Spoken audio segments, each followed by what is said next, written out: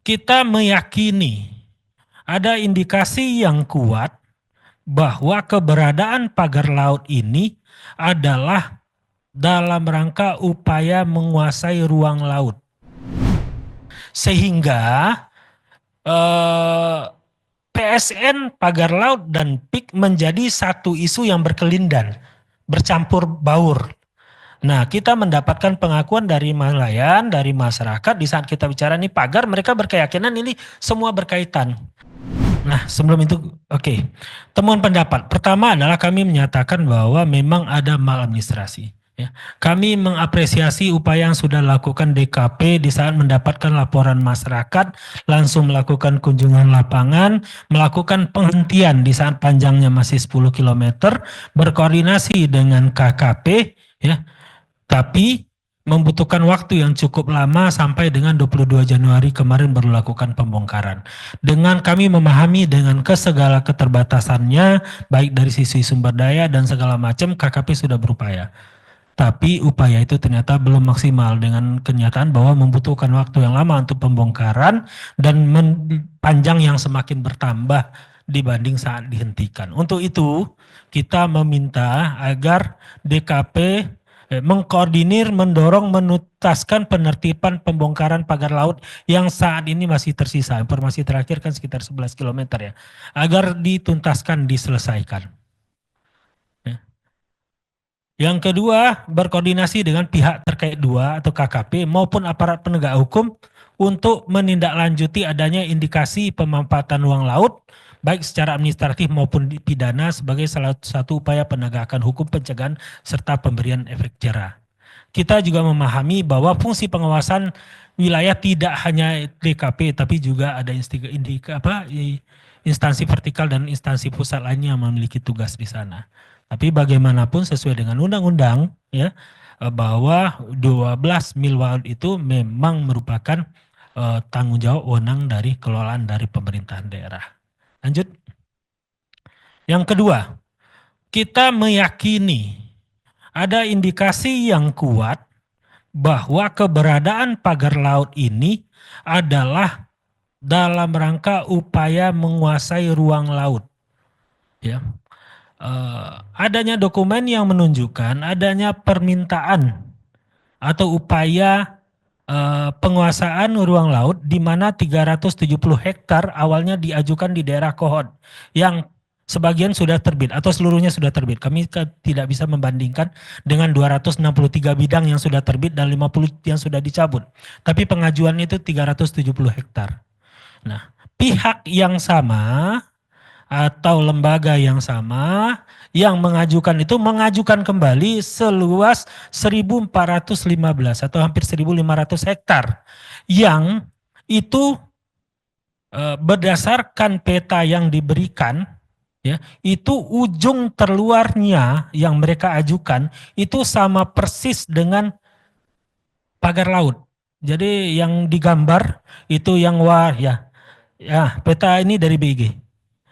Jadi peta ini dari BIG kita mendapatkan dokumen pengajuan untuk haknya permintaan itu, lalu kita minta di overlay oleh BIG dan muncul bahwa yang garis terluarnya sama persis dengan garis pagar laut. Sehingga kita meyakini bahwa itu adalah munculnya pagar laut ini memiliki korelasi yang sangat kuat dengan pengajuan hak di laut. Ya, yang modusnya adalah bagaimana menaikkan status Girik menjadi tanah, sama seperti yang terjadi di Kohot. Jawab Pak Badli dipertegas lagi bahwa pengajuan yang 1415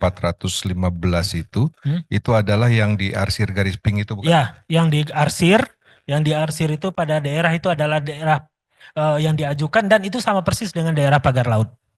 Jadi batas ujungnya itu adalah yang berwarna pink itu. Nah itu adalah batas bagian terluar dari pagar laut. Nah, dan itu jadi pengajuannya itu sama persis dengan pagar laut. Ya, salah satu suratnya menyatakan bahwa guna mengidentifikasi kepemilikan pertama, artinya adalah pengajuan Girik menjadi hak, maka mereka akan membangun secara tradisional sekatan-sekatan berupa cerucuk dari bambu. Ya, itu dinyatakan jelas dari surat pengajuan tersebut akan membangun secara tradisional berupa cerucuk-cerucuk dari bambu, ya, yang menyerupai sekatan-sekatan sehingga memudahkan identifikasi. Kami menenggarai identifikasi di sini adalah pengukuran. Karena kalau enggak gimana caranya mengukurnya kan? Batasnya tidak ada. Ya, jadi kita meyakini bahwa ada indikasi yang sangat kuat keterkaitan antara pengajuan ini. Dan keterkaitan yang sangat kuat antara pengajuan yang pertama dengan yang kedua. Pengajuan yang pertama adalah yang di kohort yang sudah terbit. Pengajuan yang kedua, ya, meskipun dari teman-teman BPN menyatakan belum masuk suratnya, ya, tapi proses ke Kementerian KKP itu sudah dilakukan, ya, sudah dilakukan meminta apakah di sana termasuk wilayah laut atau bukan. Nah, itu sudah ditindaklanjuti oleh KKP dengan menyatakan itu bukan. Hal yang sama ternyata terjadi juga yang di kohort, tapi kan tetap timbul. Jadi kita mendorong agar aparat penegak hukum mengusut tuntas indikasi pidana tersebut. Ya, ini indikasinya, dan tentu saja terkait dengan pengajuan perizinan dan segala macam itu tentu harus didalami lagi. Ya, karena ini melibatkan 16 desa dari 6 kecamatan yang mengajukan surat untuk dilakukannya pengukuran dan pemastian apakah itu memang dilakukan ada di area laut atau bukan. Nah, kami juga mencatat ada beberapa indikasi pidana yang lainnya. Yang pertama, sebagaimana kita tahu, itu pagar tidak berizin, ya, potensi dampak terhadap lingkungan, gangguan ketertiban umum, kerugian masyarakat yang kami perkirakan minimal adalah sebesar 244 miliar, adanya upaya penguasaan ruang laut yang dibuktikan dengan beberapa dokumen yang kita peroleh, dan adanya peredaran 2 surat yang diduga palsu yang digunakan untuk mendukung upaya, ya, pengajuan mendapatkan wilayah ruang laut tersebut.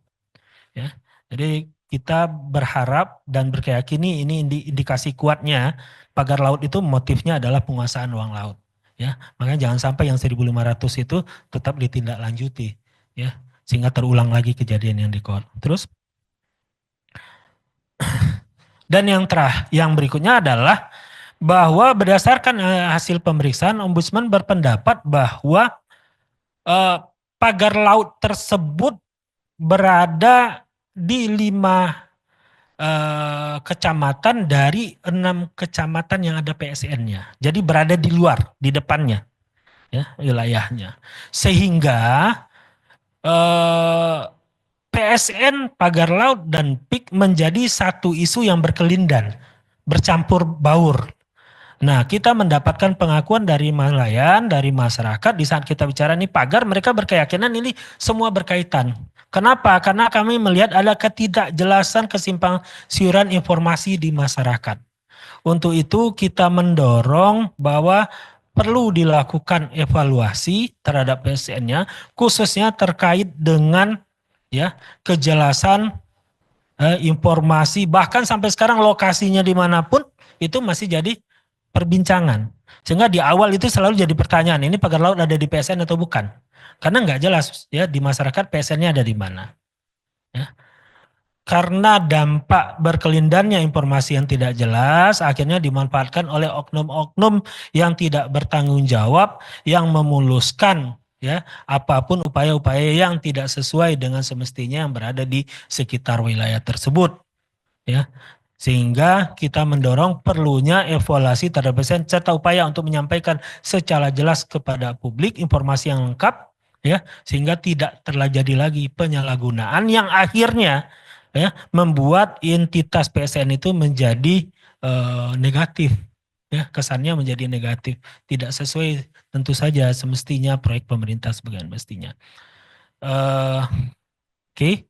Demikian ada 3 hal utama yang ingin kami sampaikan. Yang pertama adalah tadi bahwa kita memang dugaan maladministrasinya itu ada, tindakan korektif yang kita sampaikan adalah penuntasan pencabutan dan upaya untuk berkoordinasi dengan pihak terkait. Yang kedua adalah terkait dengan pidananya, Ya, kita minta aparat penegak hukum untuk segera mungkin masuk dan membuktikan bahwa ada indikasi pidana, khususnya terkait dengan status tanah, di mana kami meyakini ada keterkaitan yang sangat kuat antara pagar laut dengan upaya penguasaan ruang laut, ya, di mana ada 2 kali upaya. Upaya yang pertama adalah 370 hektar yang berhasil menjadi 263 bidang SHGB yang saat ini 50 sudah dicabut, dan ada upaya 1.400-an, hampir 1.500 hektar lagi pada lokasi yang berhimpitan dengan pagar laut. Dan yang terakhir, kita melihat bahwa di lapangan ini semua sudah berkelindan, ya, bercampur aduk antara PSN, PIK 2 dan pagar laut. Untuk itu kita minta agar itu dievaluasi, memberikan kejelasan kepada masyarakat. Nah, hal-hal ini tentu saja tidak semuanya berada di kewenangan kami. Kami mendorong agar semua pihak yang terkait, termasuk juga aparat penegak hukum, untuk dapat bekerjasama menyelesaikan permasalahan tersebut. Demikian saja. Wabillahi taufiq wal hidayah. Assalamualaikum warahmatullahi wabarakatuh.